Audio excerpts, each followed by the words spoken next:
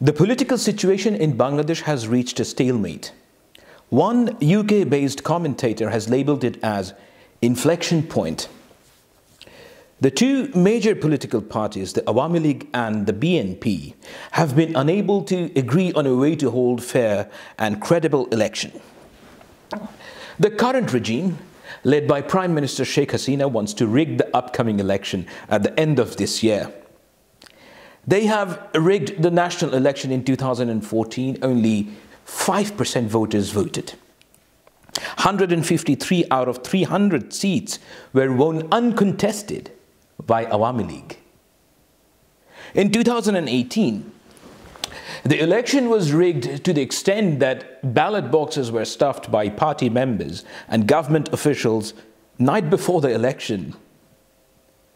BNP, which is the main opposition, has demanded that the upcoming general election be held under a neutral, non-partisan caretaker government.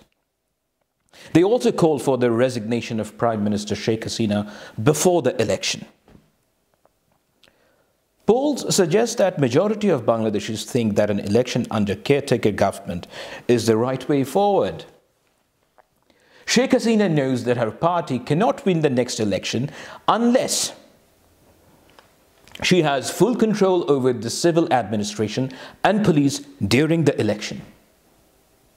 The BNP, on the other hand, holds the view that they cannot win the next election unless it's a fair election held by neutral, non-partisan caretaker government.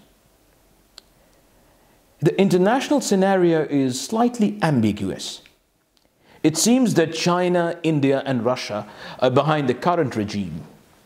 Most certainly, they will accept a rigged election at the end of this year, as they did in 2019.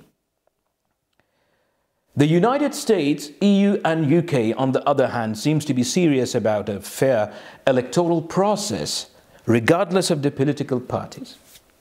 They want to see a free, fair and inclusive election. However, they haven't said yet how an acceptable election would take place. It's an important question. There is a widespread belief among the members of the ruling Awami League and the government officials that they should go for full-scale rigging, because after the election everyone will forget what happened.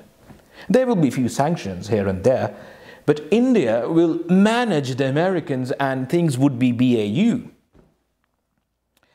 I have no idea what the basis of this confidence is, but almost every local operator in Bangladesh believes that the Indian government has a strong relationship with the US government, and they will convince the Americans about Sheikh Hasina's next tenure. In short, this is how things stand in Bangladesh in terms of politics and the upcoming election. To be honest, if you are a Bangladeshi, you know one thing very well. The chances of Real Madrid winning the next Cricket World Cup are much higher than Sheikh Hasina conducting a free and fair election. It's just impossible. First, you need to know who are Sheikh Hasina's supporters. Sheikh Hasina's supporters are a relatively small group of corrupt government officials, police officers, and party members who have benefited greatly from the regime. They are extremely powerful and obscenely rich. These elite parasites know very well that in a free and fair election, the Bangladesh Awami League, led by Prime Minister Sheikh Hasina, would probably be obliterated from the electoral landscape. If the opposition knowingly participates in a rigged election, it kind of legitimizes a corrupt electoral process. BNP did this in 2018, and they know very well that if they do it again this year, they will lose their own support base. They would rather not participate in a rigged election than win 100 seats in a managed election. There is one crucial thing to understand. It's very important. According to the current law, the parliament is not dissolved before the election and Sheikh Hasina remains the prime minister. From an administrative point of view, there is absolutely no difference between today and the election day. By law, the government officials will have to take orders from the very people who are participating in that election. Does that make any sense? It's like expecting a cat to stop being a diva and start doing dishes. You need to understand that even if she wants to remain neutral for one day, the election will not be fair. She simply cannot deliver a free, fair and participatory election. It is no longer in her hands.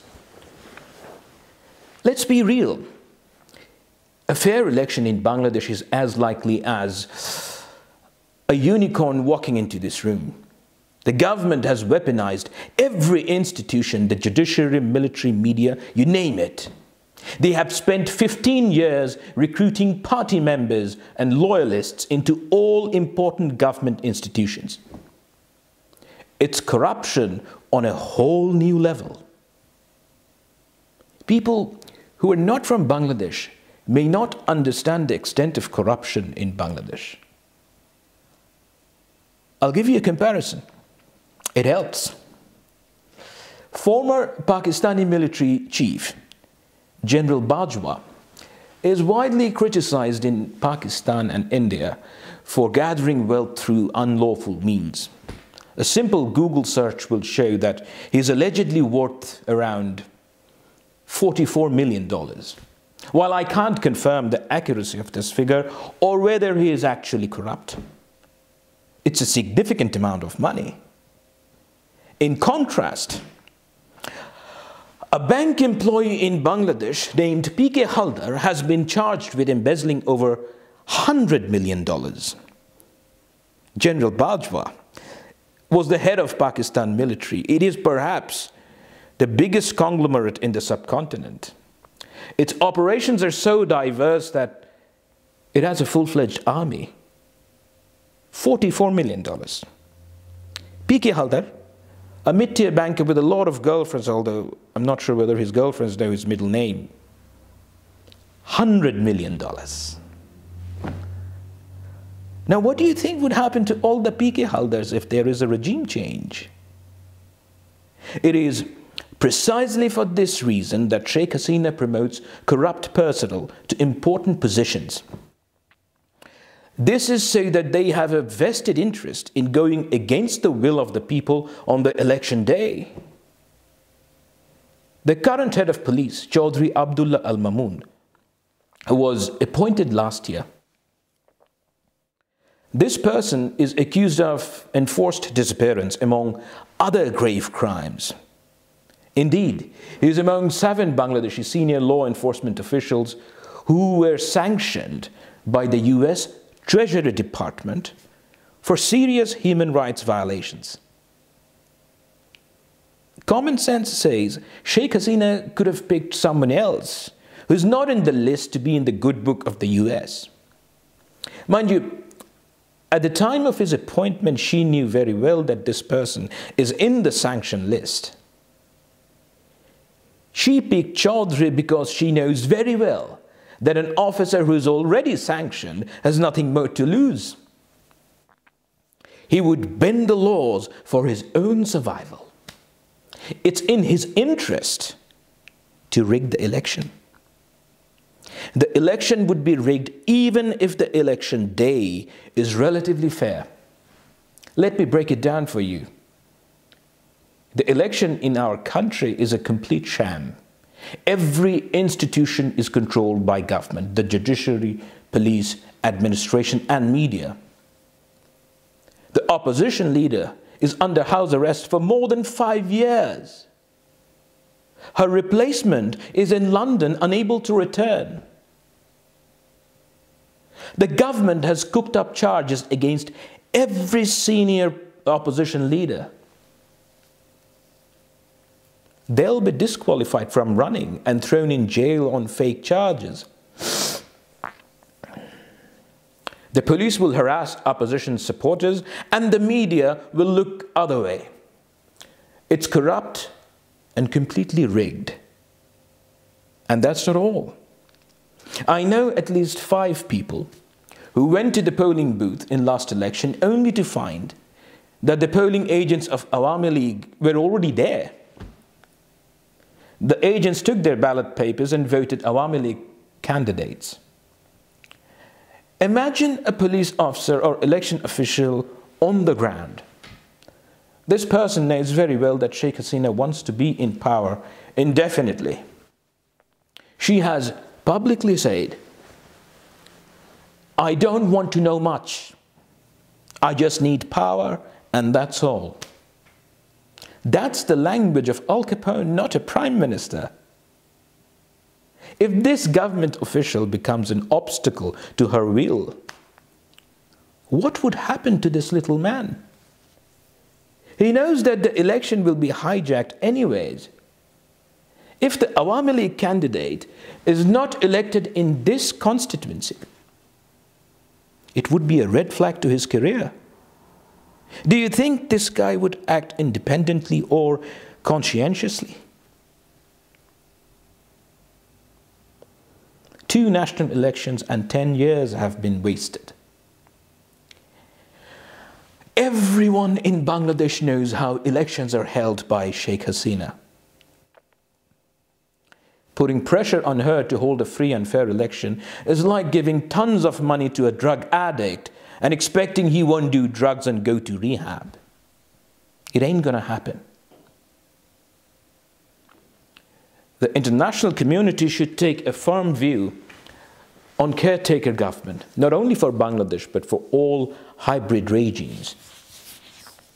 It has worked before, and all the credible elections in this country was held under caretaker government. If you allow her to go on with her plans, she would rig the election. Tell me, have you ever heard of a dictator who lost an election? Exactly. The ability to rig the election is what makes them tin pot dictators in the first place. I can guarantee the day after the election, all the bad actors would come into foray and say, people of Bangladesh have decided their own fate. They wouldn't question the electoral process because it's convenient for them to discuss the results. It's good for the business. Let people of Bangladesh choose their own future. And there is only one way to choose their political future. It's a free, fair, and inclusive election which can only happen under a caretaker government. Thank you.